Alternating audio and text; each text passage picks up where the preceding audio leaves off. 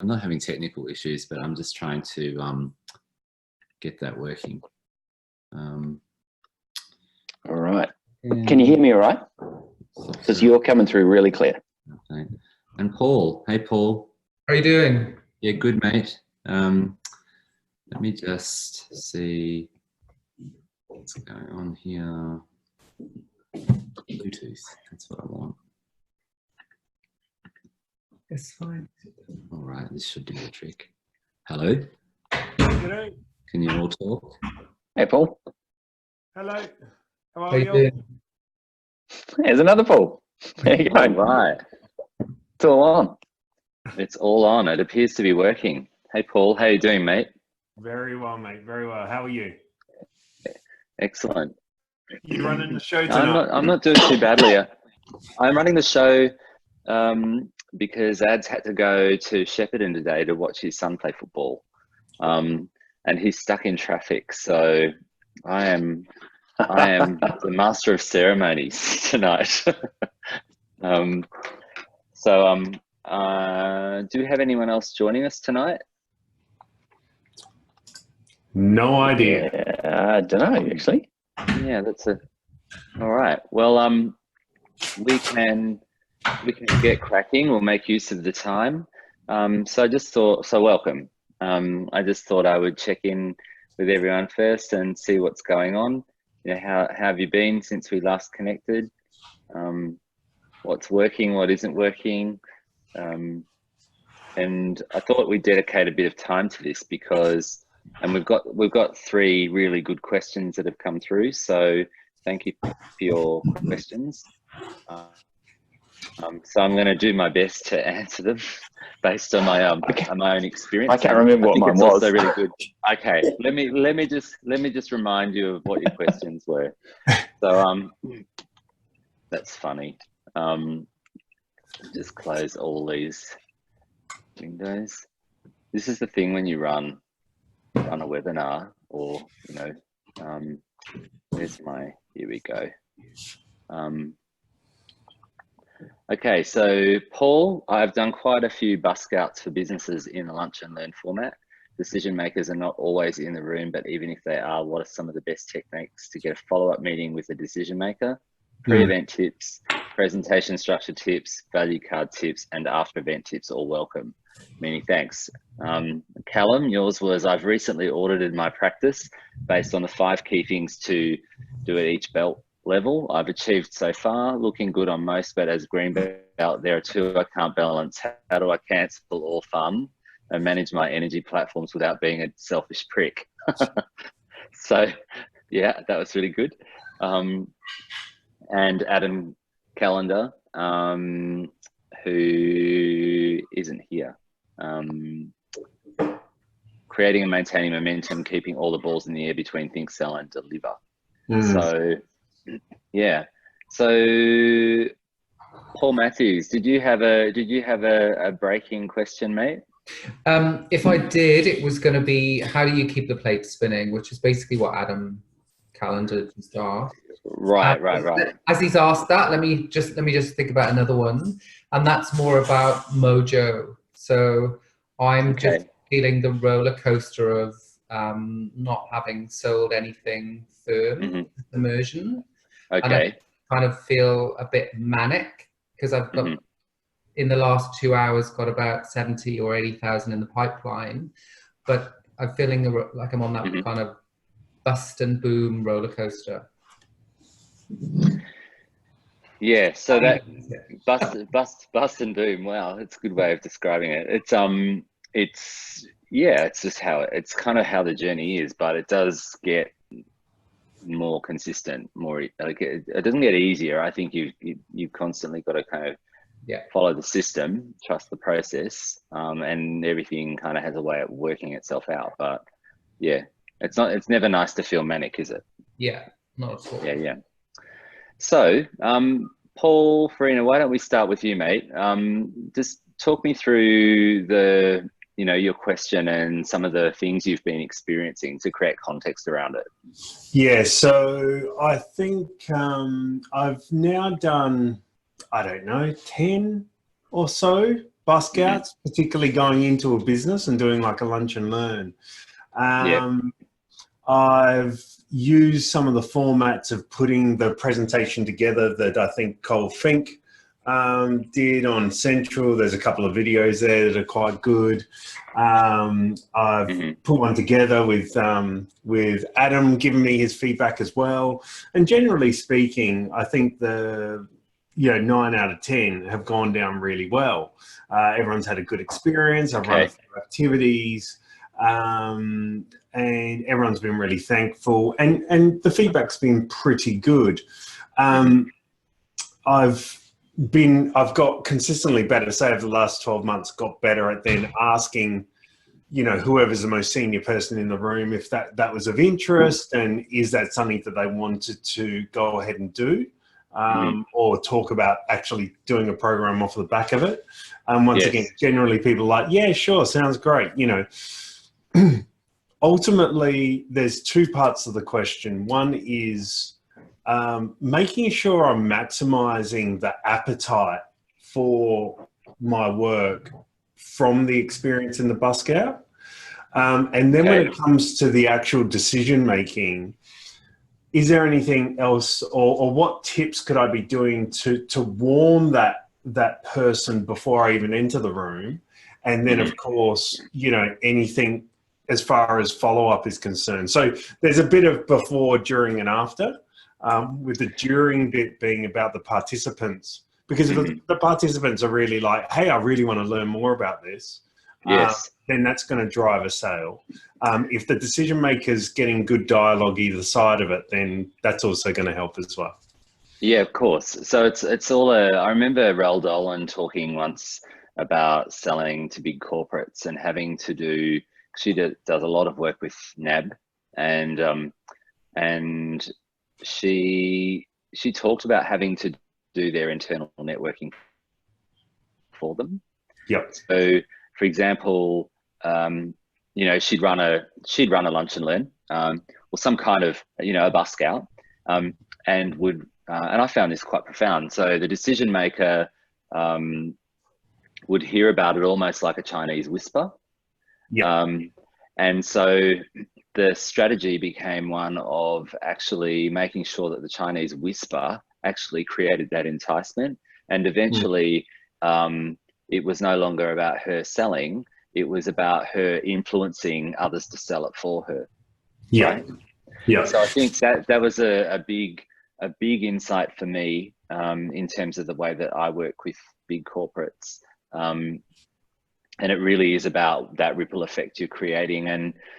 And so the before bit is really about service and inquiry, really asking the right questions, right, about what's going on in their business, so that you're never doing a cookie cutter type of bus scout. You're actually doing something that's solving a real problem that they've got. So when you show up, you appear bang on, right? Super relevant to what's going on in their business. The during bit is around, of course, it's what you do and know. It's around actually teaching or sharing your IP in a way that is interactive, so that they feel like they're participating. It's not a lecture. It is a lunch and learn, right? But it's still an interactive thing, and you can actually manage the energy around that with activities that get people communicating with each other, and so that they're having an actual experience on a spectrum of transformation or impact. They're learning something that's having a real impact on them. And that gets them talking, right? Hey, that was I went to this amazing session today at lunchtime, focused on X, and it was talking about this and that there. So whatever you're sharing, whatever things that you're giving them, I find so being very generous, right, about what you share.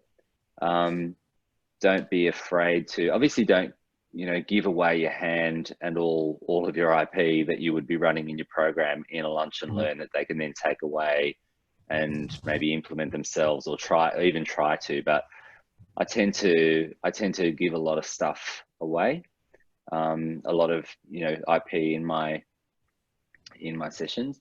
And the after bit is really around making sure that you follow everyone up relentlessly, every person that was in the session, thank them for their time and their energy and their attention, and give them a real, you know, a sense of achievement from actually being there, even if they were told to go there. Do you know what I mean? And if for some reason you don't have decision makers in the room before you close the session, do you usually have someone that hosts the session for you internally? There'll be some kind of sponsor, whether that's obviously the person who organised me to get in there. So usually it will be the manager of the particular team or something like that. Yeah. Yes. Okay. So, and do you usually have a level of connection with that person that you could be as open to say who actually makes decisions around workshops and programs you run? Yeah, I'd say half the time. Half the time, maybe it's a bit colder. Okay. Half the time, it's someone who I know relatively well. Because I think that, okay, that's good, because sometimes being just transparent about that and like explicit about that is really good. The vibe that and your energy around, you got to how you manage your energy around that is you can't be pushy or salesy. How do you do that in a really clean way? And I think if you go in with an abundance mindset, with that very passionate, you need to work with me kind of thing, you know, I've got what you need, without you actually ever saying that. It's just your energy, right? And so if your energy is all about serving them, right, they'll sense that. And there's been quite, like Pete talks about this, Matt talks about this, you know, like in all of my interactions with my practice, I think things really started to shift for me when I just went in serving people with no expectation. I mean, I went in with an expectation to sell, of course, right? But my energy was really clean around just giving them value without any expectation.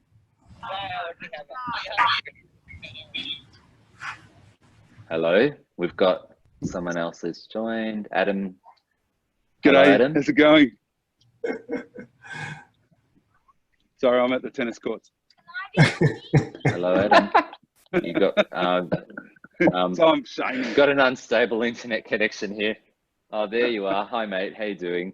Very well. How's it going? Yeah, pretty good. Pretty good, thanks. Sorry, I'm late. That's all right. No problem. We're just going through the survey questions. Just Paul's sharing about his experience around bus scouts, lunch and learns. All right. So is that helpful, Paul? Yep. Really helpful. Anything we've missed in that discussion? I think there's certainly a couple of things in there I can action. Thanks, Stephen. Okay. One quick question, if I can.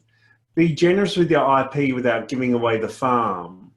Yeah. That's an interesting one for me. That you know, where's the line?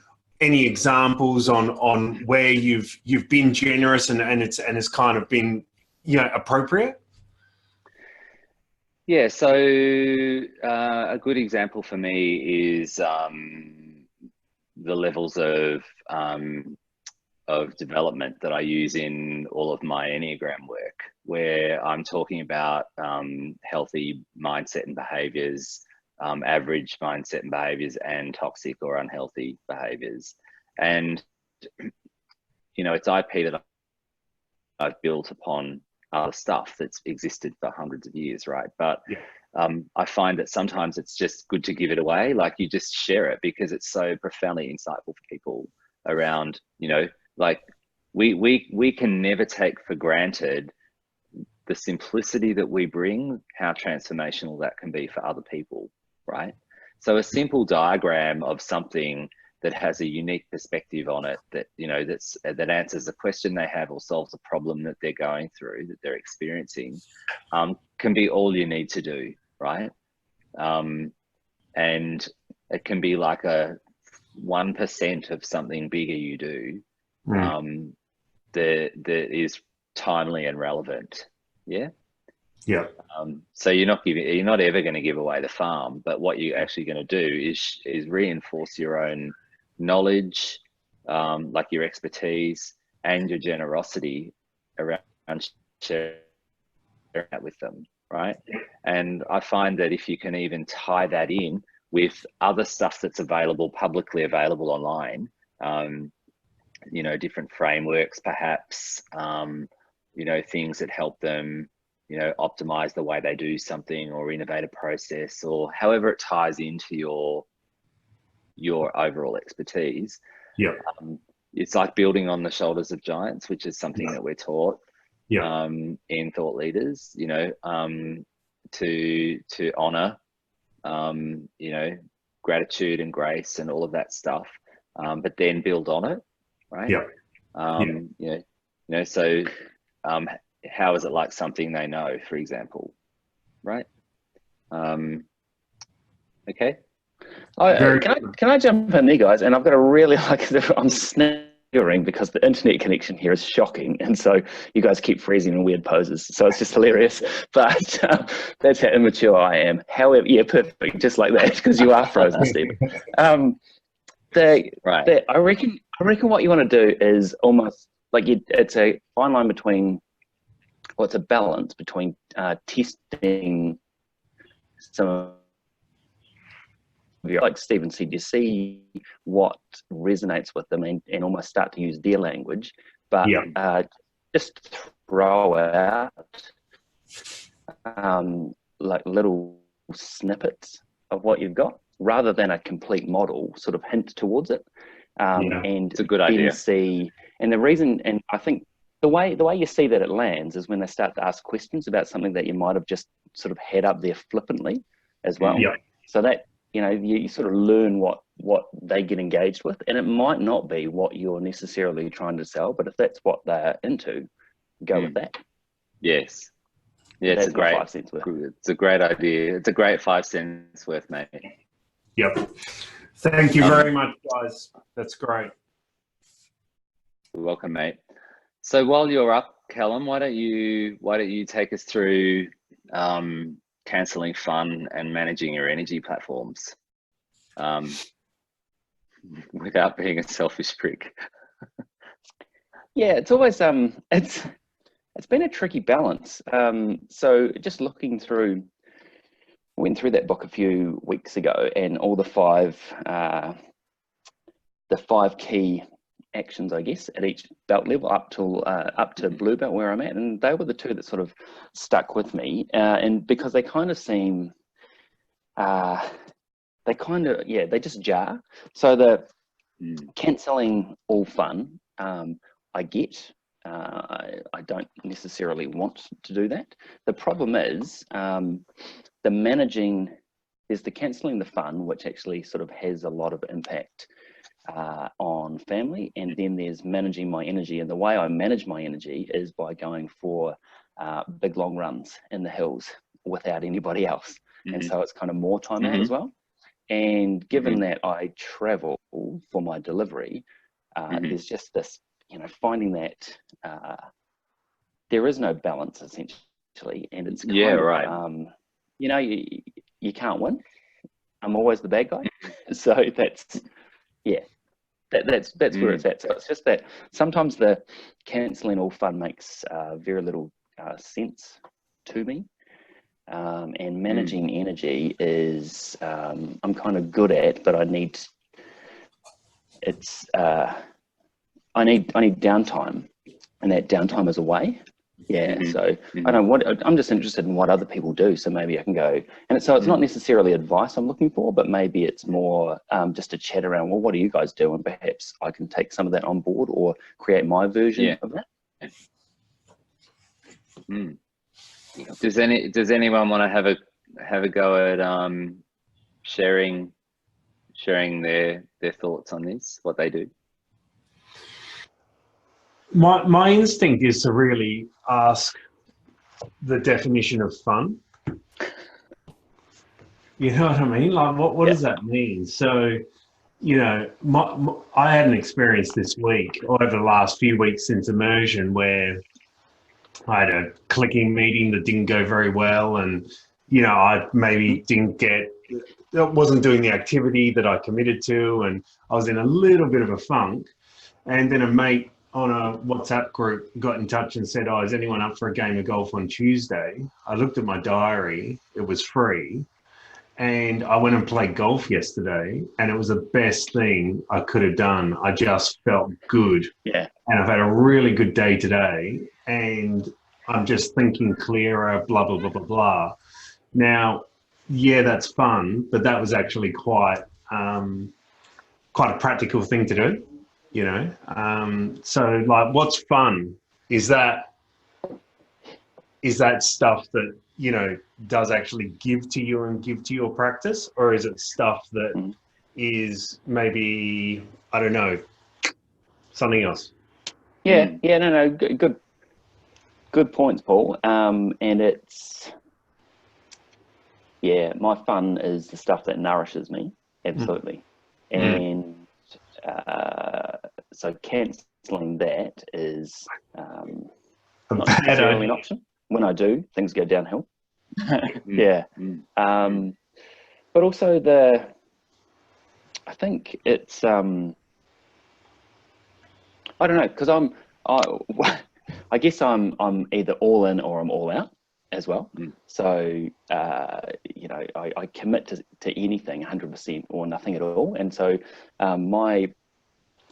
like, I love my practice. I love the work I do, and I can quite easily get absorbed in it. And so sometimes it's almost like I need to cancel the practice in order to be alive in other areas of my life. I'm just not a multitasker, right? So yeah, it's just one of the things that sort of jarred with me as I was going through this audit, and I was like, I just don't do that well. It's Mate, I'm thinking about your awareness around not being a multitasker, right? That's a pretty good insight about yourself, and if you know that about yourself and you know that you're all in, I think the cancelling all fun doesn't mean, you know, eliminating joy from your life, right? And it certainly doesn't mean eliminating the things that nurture you, because if you actually do that, you're fucked, right? So yeah, and I think it's, you know, just working out what your measure is of what you can limit in terms of fun, what brings you joy, right? So that you can stay really focused, because I think that's the reason why cancelling all fun is one of those things to do. It's like, how do you stay relentlessly focused to get done what you need to get done, to get through that. And I think possibly the cancel all fun is, what it means to me is take away the distractions and the unproductive distractions. That's right. And I've got heaps of those, so I can quite easily limit some of those, but then I go, oh, you know, I can limit some of these other things and test some things out. So, because I like to experiment and run little tests on myself as well, but sometimes they go too far. And so, yeah. I mean, it's just an interesting little take on, you know, how you actually find some balance. And I think this kind of goes with your mojo question too, so. It doesn't mean minimizing your well-being needs. No. Right? You can't do that, right? If any of us do that, we start to suffer in other areas of our lives. And I think it's like going for your run, right? Yes, it does take you away from the family, but it's how you decompress, right? And it's how you reconnect, right? With self and your environment. So I think you know, it's just, yeah, you'll know what it means, what it is for you. And you know, what would happen if you just removed, you know, 5% of the distractions in your daily life? What would change? You know, and maybe the experiment is around removing one thing every day, or something. You can do these hacks around, you know, what would happen if you didn't social media for a few days? Like, you know, what were, you know, like, you know, are they fun? You know, like, it depends on what you take from those things. Yeah, that's right. Because a lot of those things, a lot of those distractions that are unproductive, they're not necessarily fun, right? They're just they're an interest, but they don't nourish. So yeah, that's exactly right. Yeah. Yeah. Cool. Yeah. All right. Awesome. All right. Thanks. You're welcome, mate. Paul, have you thought of another question? Paul Matthews?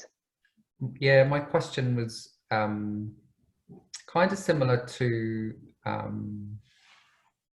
Callum's, but more about my mojo. So I'll give you some context. And this quarter for me is all about pushing through my sales barrier.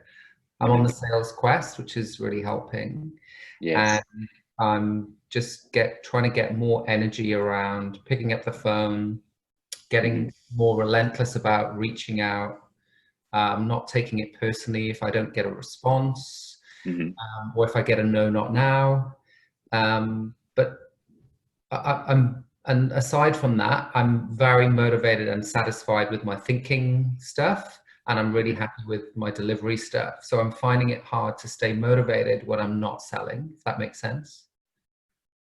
Yeah. So the other two plates are spinning pretty well. And yeah, just as I said earlier, I feel like I'm on a bit of a roller coaster. So if nothing's coming back, or no one's returning my call, or I'm not actually getting in front of people, I'm finding it quite yeah, it's quite hard. Yeah. Where do you live, mate? Sydney. You're in Sydney. Are there any upcoming Sydney group events, like Pink Sheet Days, or just networking? Yeah, so Adam, actually, the other Adam that's on here, him and I run the Sydney hookups. Okay, great. Yeah. Okay. So that's we had one almost 2 weeks ago. Yeah. And how did it go? Yeah, good. Really good. Yeah, we had our biggest get together ever, didn't we, Paul? We did. How many people turned up? Maybe 10. Oh, at least, at least 10. And we've actually fantastic. We've gone from just drinking coffee and chatting. We've got more of a structure now, so it's becoming it's becoming more beneficial. So it was just, I started the group with Adam just as newbies, so it was just people that had gone to their first immersion. But now we've got a few more Sydney-siders that are in thought leaders there. So it's growing. So there's more experience, and it's becoming more of a bit like this conversation. Actually, in time, it will get better. Do you? So I'm thinking of, like, the company you keep is really important when your mojo is being hit. Yeah. Not isolating yourself. Force yourself to not isolate. I mean, sometimes it's important to withdraw and reflect, but when your mojo is suffering, and whatever impacts your mojo, whether it's a feeling of you don't have what you need, or whether it's you just don't feel like you're experienced enough or know what you're doing, or you have self-worth challenge, or whatever it might be that's stopping you from picking up the phone or getting out there, I think that then the company you keep becomes really vital. And it doesn't mean you have to have physical networking or catch-ups with people. The company you keep can be listening to podcasts that really you know, nurture or edify you, that really inspire you, and they just keep you a bit more up than you would be if you didn't, right? But I think just asking questions of other people, pick the phone up and call me, right? Thank you. And you know, just, you know, say, hey, I'm just not coping at the moment. What would you suggest? Or like, you know, we're a really different type of collective at Thought Leaders. We all kind of have these expectations of ourselves that we need to be performing a certain way. But if you don't know, you don't know, right? And if you need help, then leaning on others is the best thing to do, right?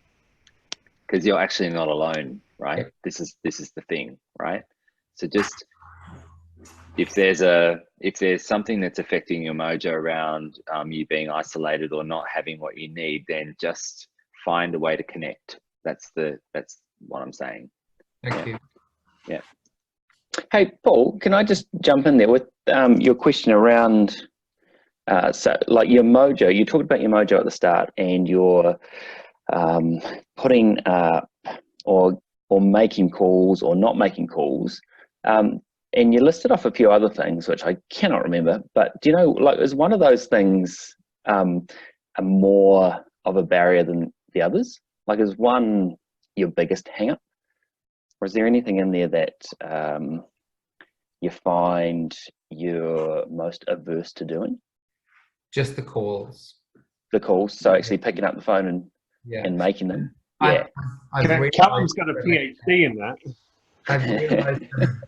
I've realized that I get a real buzz from actually doing it. Yep. But when I get no reward from doing it, or no immediate reward from doing it, I find that I get it. But as I saw today, and I think I might maybe message you earlier or put a post on Central, that a call that I had 3 weeks ago and got ignored for 3 weeks has now come back and looks really positive. So, but I want instant gratification, obviously. Yeah. What do you think, Paul? What do you think the learning around that is for you? It's definitely more around depersonalizing and just being lighter. I know Pete in his session on the Friday was talk about just be light. You know, if this person doesn't buy, somebody else will. And that's right. I'm mindful of that. That does really help. It's just getting that as part of my feeling like that as a habit, rather than you know, and depersonalizing rather than feeling rejected. Yes. And the other thing, if I may, around that, I think is your timing isn't necessarily their timing, totally. Right? And just being light around that as well. Like, you know, you put in a proposal, or you've sent a request to connect, or whatever it might be, and they might get back to you 3, 4, 6, 10 weeks later, right? Super interested, and, you know, like, wow, this is really great, you know. And, you know, so I think there's a few things, having many of those going, you know, if you look at the ratio of what converts to what doesn't, or the time it takes for something to convert. And as you get more familiar around your cluster and how easy it is to buy, or if it's a long burn, or these are the things you learn about your practice as you're going along. Like big programs, for example, can take 3-6 months to sell, right? When they sell, they land big dollars, but you need to have 4 or 5 of those going at the same time, so that, you know, if only 2 convert in 12 months, you know what I mean? It's like that whole, they're the big kind of learnings for me in my practice. You know, because when you put something forward, a proposal, an idea, whatever it might be, they're then thinking about how can this fit in with our strategy, with the existing projects we've got going. So there's so many layers to that. Yeah. Thank you. You're welcome. Adam, you're up, mate. Hey, Stephen. Yeah, how's it going? Yeah, really good, thank you. So creating and maintaining momentum, keeping all the balls in the air between think, sell, and deliver. Give us some context, mate. Oh, I just find on a weekly basis it's tricky. I mean, I'm a little bit stymied at the moment because on Black Friday I managed to go over the handlebars on my mountain bike. Actually, that was the date of our last Sydney meetup, and I haven't been able to write since.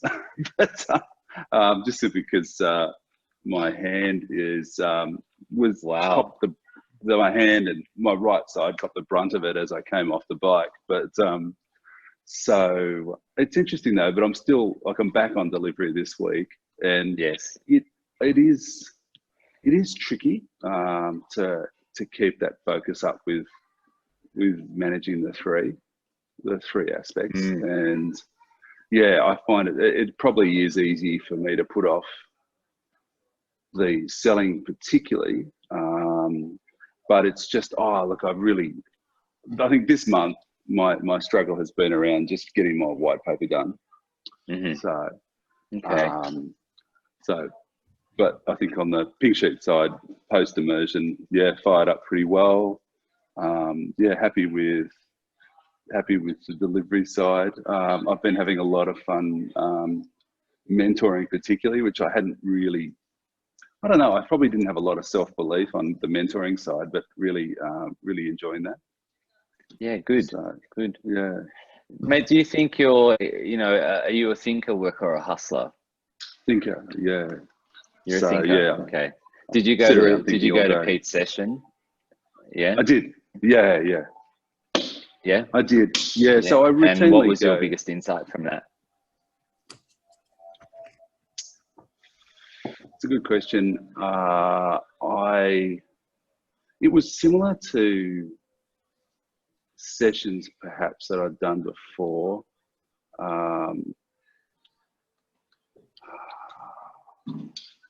But I can't pinpoint, sorry, anything. That's okay. Something in particular, yeah. Okay.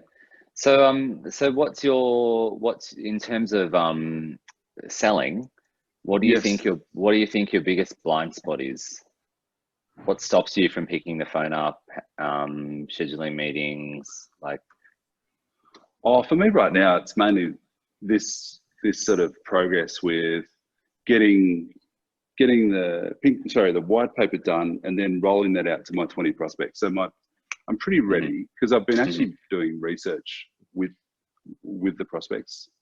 So actually approaching the prospects in a softly way initially to talk to them about getting their insights about the subject matter, which is emerging leaders, has been really, really great actually. So I did a lot of meetings last quarter off the back of that, whereas I think I'm a bit too enthusiastic when it comes to the sales side where, I'm pretty, I think people get scared off a bit with my enthusiasm. Okay. It could be a little bit overbearing perhaps, like, come on, let's get amongst it, Yeah. I mean, and some prospects like, just the budget cycle. So if you're pitching for, say, a 50K chunk of work, I'm a little bit stymied on occasions by the budget cycle. Yes. Yeah. But I think I like Paul's, Paul's work, the hard yards Paul's done on just, picking up the phone every day. And I think getting into that sort of cadence is really valuable. Yeah. Do you how do you find your prospects? I've got a lot of people I've worked with in the past. So I've got about over 3,500 contacts on LinkedIn, and that's kind of thing where I've already got some sort of profile with them. Yes. Okay. Yeah. And so that's my primary source, apart from say referrals or but they're the most logical for me. Okay. So does anyone in the room have any ideas for Adam? And hello, Adam, Mr. Voigt. Hello, thank you for having me. It's good to be here.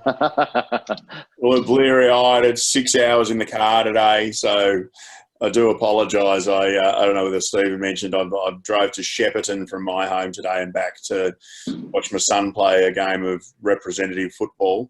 So apologies for not making it through the Melbourne traffic to get to you all. It's all right, mate. Yeah, we'll forgive you, mate. We've been having a party in your absence. So. It'd be much better without me. Yeah, we hid the cigarettes and the beers. It's all right. So does anyone have any ideas that they can share from their experience for Adam around selling? Is this a conversation about finding new prospects? Is that where I just picked it on? Sorry, apologies for jumping straight in in the middle of it. No, Adam, it's around what you were talking about then. Yeah, I think so. I think prospects are highly valuable. Yeah. So I'm just thinking that you're a really charismatic guy, Adam. And you're someone who I think that people would like to be in the company of, and around just that notion of putting some cadence also around busking out. Yeah. And I'm gonna put my hand up and say I'm someone who needed to have done it more. But next week I'm doing almost my first ever free busk out that I've ever done, which is just so shameful. And then I had to follow it up and organise it again in Sydney. But it was just a 2-hour session at 8 o'clock in the morning on a Friday. I've had 60 school leaders register for it in Melbourne, and fantastic, and 60 again in Sydney a week later. Mm. And I'd horribly underestimated that there's, and I think for someone like you, if you were to do something that was busking out, that was a free opportunity even for people to just be in your company, you'd impress them. Mm. But you'd demonstrate to them that you're a person that they would like to be around and would like to solve problems with.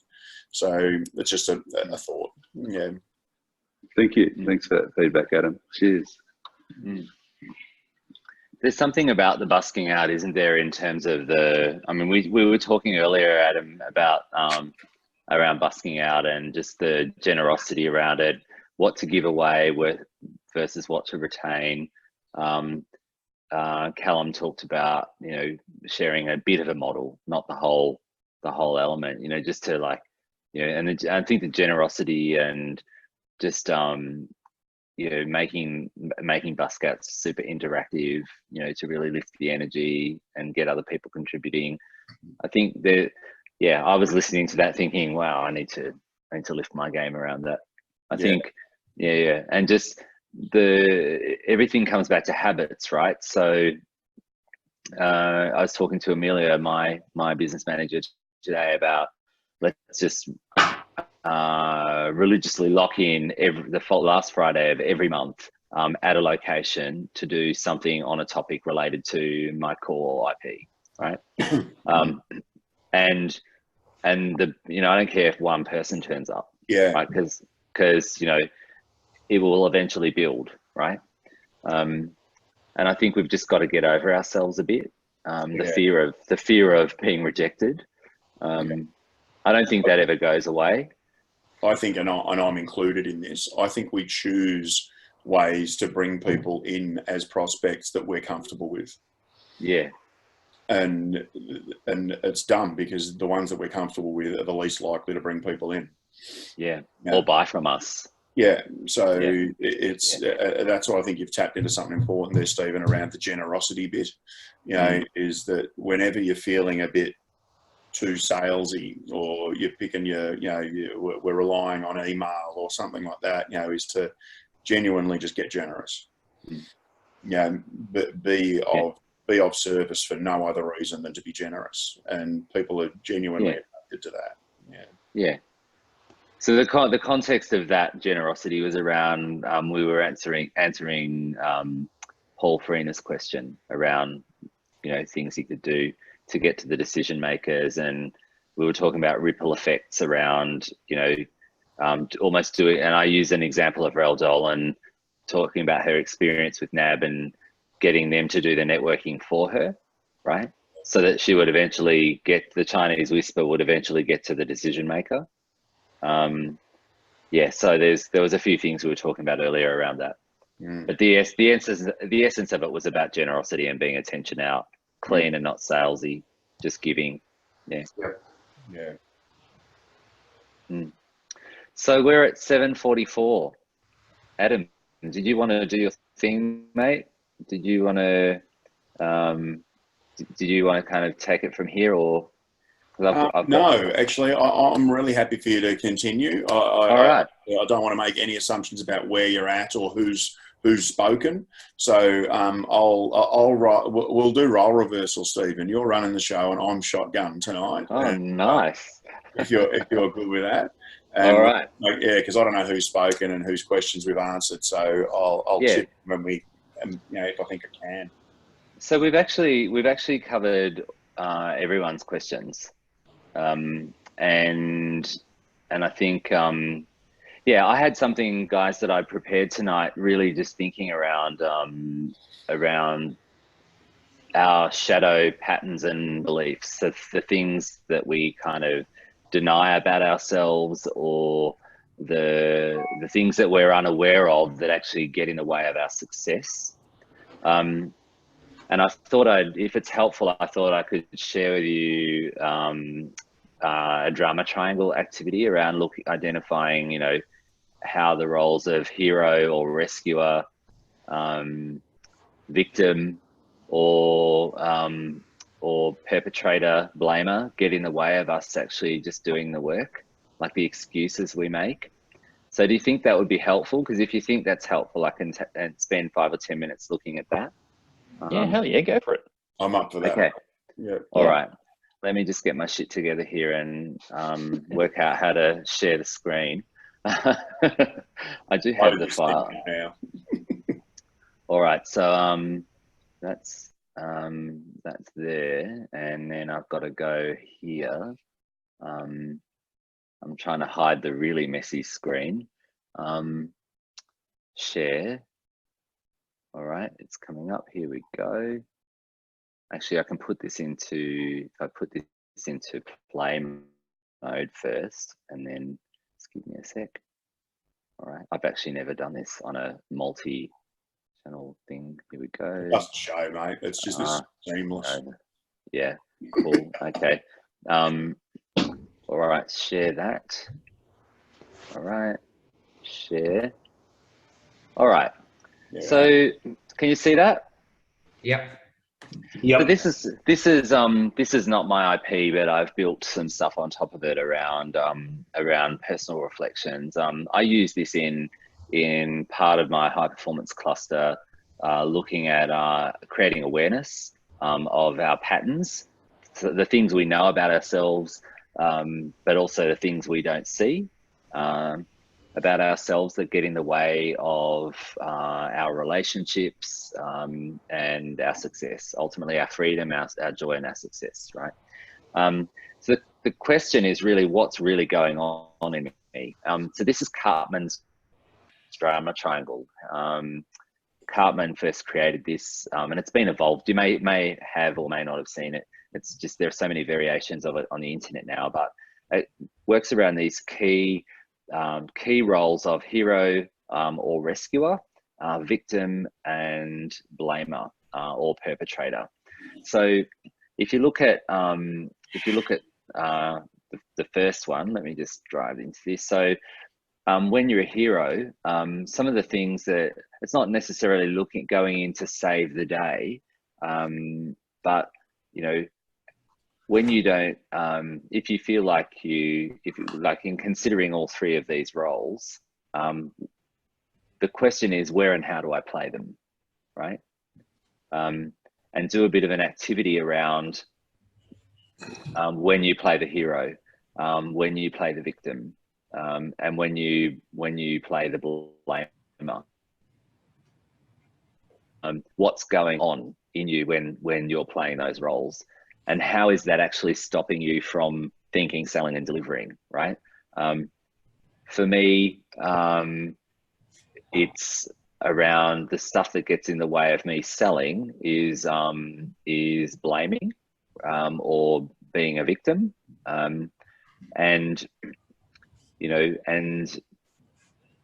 but there's a few, there's like a dark side to, not that you can be a positive victim or a positive blamer, but you can be a positive hero or rescuer, right? But so the thing is to look at the negative side of these things and how they actually stop us. So if you're a victim, look at how you get humiliated when you need things, right? So you know, sometimes when we need help, we don't ask for help. It's because there's something else going on in us. We feel ashamed that we need help, or that we don't have all the answers, even as simple as those things might be. And when we're blaming, it's often a reaction to being misunderstood, right? Or you've tried really hard to do something, but it's not worked out the way you expected. And then when you flip into perpetrator, it's like the behaviors, dropping down even further and becoming more about blowing shit up, and it's often there's a lot more anger involved, fueled through fear and insecurity. So it's really just having an awareness of what's going on in you and being honest with yourself about that, and trying to see the patterns around those roles, like where and how do you play those roles. So does anyone want to, let's just open this up, right? So hopefully that's enough context to do a little bit of an activity together. So who would like to talk about, who would just like to dob themselves in around where and how they play these roles? So the bit that made my ear prick up when you said it was about playing the victim when sales don't work. Yeah. I think I do that. I think I've gotten better at catching myself about to do that. Yeah. Yeah. Do you see that amongst our thought leaders community? Do you see that we play the victim, or when sales don't go our way? I'm just wondering whether it's just me. No, I think you bang on. I mean, people make excuses when things don't go their way. Like, it's all about expectation, right? And there can be 1,001 different things going on in us. Like, we're all different. The reasons why, but you nailed it when you said, recognizing yourself when you're about to do it. So the whole purpose of this activity is to understand where and how you play the roles. What's the pattern that actually stops you from doing what you need to do, so that you can change it, right? Because the pattern is just a pattern, right? It's a learnt behavior. It's not who you are, right?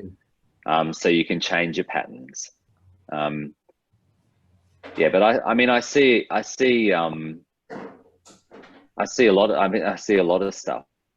I see a lot of stuff in myself around the stuff that stops me from selling, right? I think I work really well, but hustling, not so great. I have a real aversion to it, right? What's going on in me that stops that, right? Stephen, it's quite good timing, because last week I had a clicking meeting with the head of HR and the sponsor of a bus scout I did for a top golf brand. So I was quite excited to get in there, and it was off the back of a bus scout, and just the meeting didn't go well. It didn't flow well. I started to stutter over myself. The experience was really flustering as well. And I came out of it just feeling that big. And so, I came home. I had a big bitch and moan to my wife that night. I had a call with another thought leader. And he asked me, Paul, is this a pattern? that that happens with you? And I kind of had to stop and go, probably. And he said, you know, what's probably a good idea to do is to label the steps in that pattern.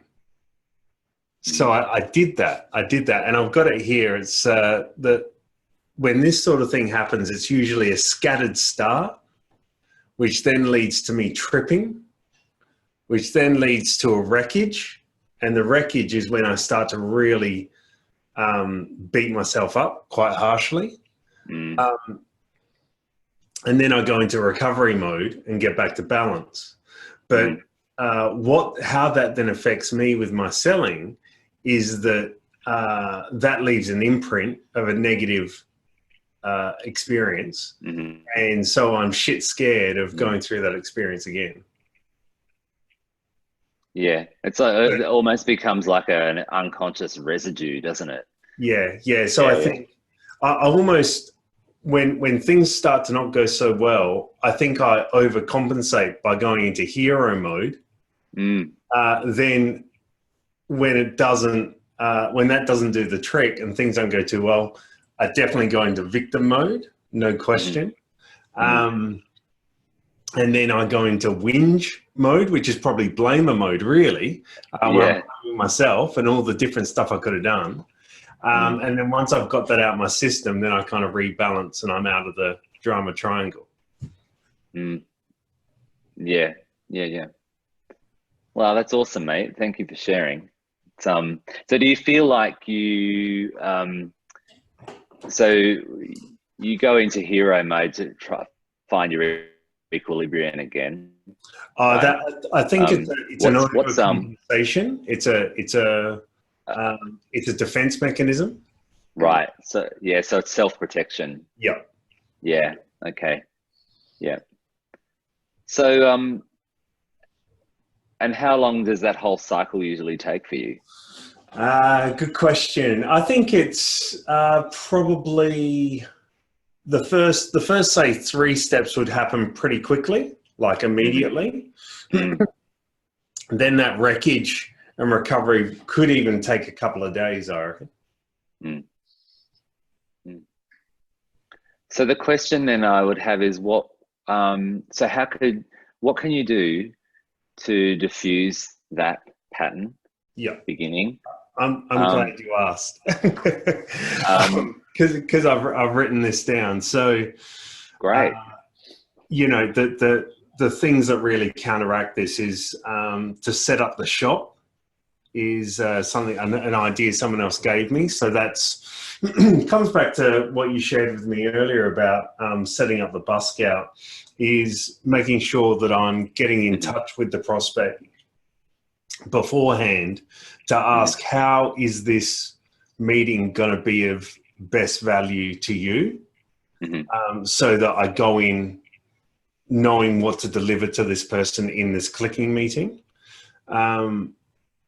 Something I've called purposeful initiatives. So, you know, I plan my meeting out saying, right, here's some things I'm going to do that aren't just for the sake of doing them. They've actually got a purpose to them.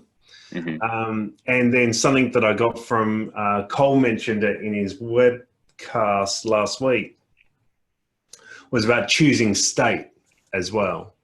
Yes. And how are you going to show up? Yeah, that's right. So I've had two or three examples since last week or this week where I've had the opportunity to choose my state and just mentally say that to myself and get into that persona, and you know, that's really helped as well. When it comes to tripping, when I start to stumble and get nervous and then it gets worse and worse, I've really, my mechanism for that is to stop and breathe. Yeah, awesome. And something we talked about, Stephen, before was the idea of praising the puppy. So what Adam was talking about before, when I catch myself at that point, rather than going down the line of beating myself up, actually praising myself for having that awareness and catching it, and then being able to then alter and get back into a positive mindset. Awesome. Really awesome. If I do get the wreckage, Then I go to my pocket of perfect, the thing that Lisa shared with us about keeping your mojo up. So I've got my list up there of pocket of perfect. So just revert to that. And something that Dan Collins went through on his webinar, which was do a review journal after every delivery, after every meeting. So I've got a review journal that I carry around in my bag. So after every call or meeting or delivery, I just jot down a few notes of what went well, what I could have done better, etc., etc. And then that's pretty much it. With recovery, I've just got here, choose wisely, structure, and go. So that basically means that whatever, whoever I choose to unload on or to whinge with, then just choose wisely, and then to put some structure around it and just get activity. For me, always helps. So the longer I sit and fester, the worse it is for me. So concentrate, not necessarily on the outcome. Just go and do something again. Yeah, that's amazing. It's really amazing, mate. Thank you for sharing that. I think like it's really helpful just to hear you like unpack that pattern. The thing that I like to wrap this up with is a quote from Anthony Robbins around the beginning of excellence is when you recognize you can choose your beliefs. And I talk about this really lightly with groups around, you know, people that are like paralyzed by their patterns. Sometimes they're aware of it and sometimes they're not. But you can actually choose your beliefs. You can choose your patterns. You can rewrite your patterns, right? Once you know them, right, you can diffuse them. So is there anyone else who would like to be brave and share around this drama triangle? I just love, Paul, that you've thought this through so deeply. Yeah, it's amazing. I sit there going, you know, all I do is that when I'm about to get to your first level, I just go, all right, you're not allowed to do that shit. You have to walk away and do something else. And that's all I've got. I wish, Adam, I wish. The thing is, mate, you are allowed to do that shit, but it's not good for you. Like you get like you get to choose. That's the thing, right? We all get to choose how we think and act, and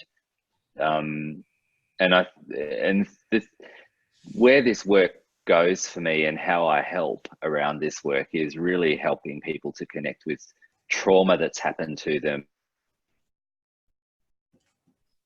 trauma that's caused a pattern to be created. And often it's right back in their childhood, and it's just stuff they've lived with all their lives, and it's been part of who they become, part of their identity, so they're not even aware of it, right? So asking these simple questions, what's really going on in me?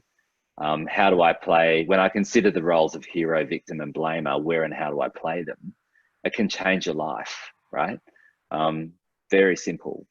Doesn't need to be complex. So I would encourage you all to like create a journal, or just in a journal that you've got, if you journal, write the three roles down and actually just reflect on them. And you might be surprised about what you recognize about yourself, and really, like,